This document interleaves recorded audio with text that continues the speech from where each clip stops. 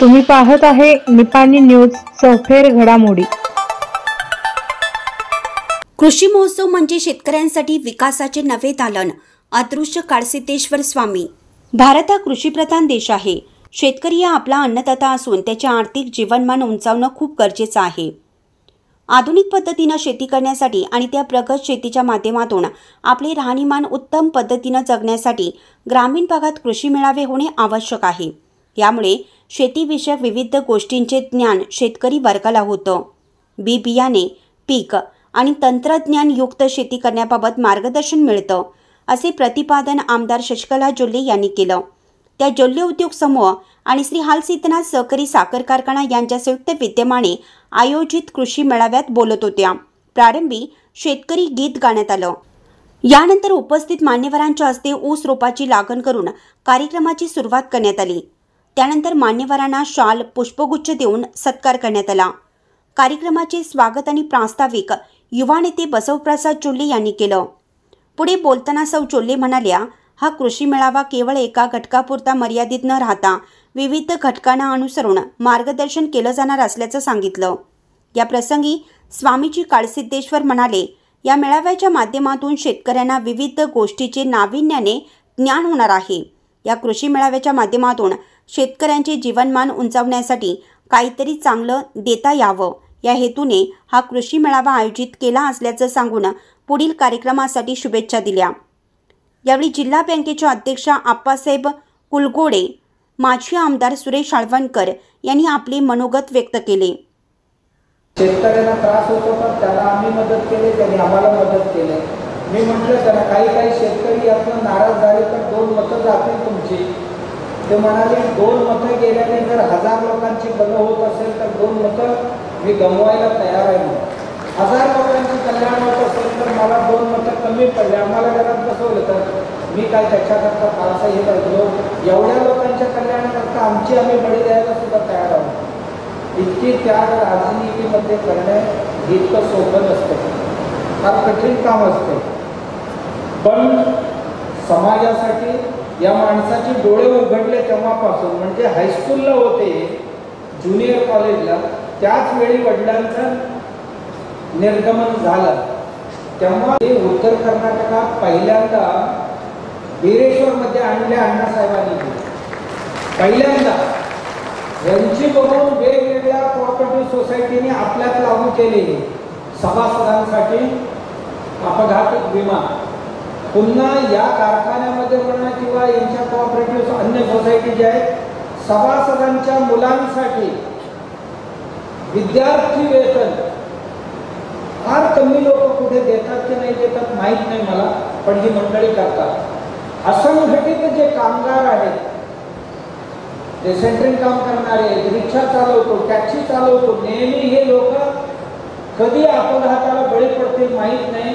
या सगळ्या माणसांना शोधून त्यांची विमा पॉलिसी काढून त्यांच्या मुलाबाळांना सुद्धा शिक्षणासाठी दरवर्षी लागणारे पैसे ही भरण्याकरता, युनिफॉर्मसाठी लागणारी पैशाची सोय, मला वाटते मी तर देशभर मी फिरत असतो, पण ही माणसं कुठनंही विचारायला येतात आणि हे लोकांसाठी करतात। कारण हे लोकच आपली घर आहे, हे समाजच आपलं घर आहे। इथे कोणासाठी आपण किती केले तरी कमी या भावनेने करत आहे। निश्चितच मी भरपूर शुभेच्छा देतो त्यांच्या कार्याला। आणि इथे जे आता येता आम्ही बघून आलो, खूप चांगले प्रदर्शन मांडलेले आहेत। मग ते सोलारचे असतील, स्वामीजी मगाशी म्हणाले तसं वेगवेगळ्या सेंद्रिय किंवा रासायनिक बी बियाणे आणि खतांची आहे, आणि नित्योपयोगी वस्तूंची सुद्धा एक दालन एका बाजूला आहे। याबरोबर जनावरांची प्रदर्शन आहे।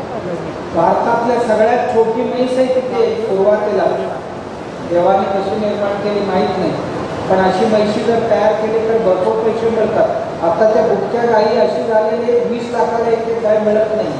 ते पुंगनूर नावाची एवढीशी 2-2.5 फुटाची गाय आहे, त्याचा किंमत आता 10 लाखापासून 20 लाखापर्यंत झालेले आहे. आणि त्यातले जे 3 फुटाचे आहेत ते 2 ते 2.5 ते 4 लाखापर्यंत त्यांची किंमत झालेली आहे. थोडीशी अपरूपता असेल तर त्याची किंमत वाढते.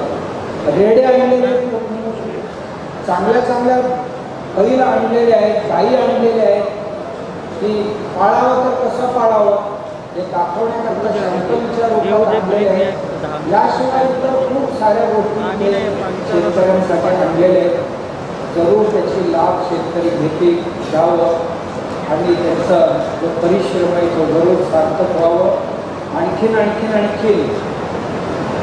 लोकोपयोगी कार्य करण्याची शक्ती सामर्थ्य यांच्या समूहाला भगवंताने द्यावं असं मी भगवंताच्या या प्रसंगी हाल शुगरच्या मयत कामगारांच्या वारसांना 5 लाखाचा मदत निधी देण्यात आला.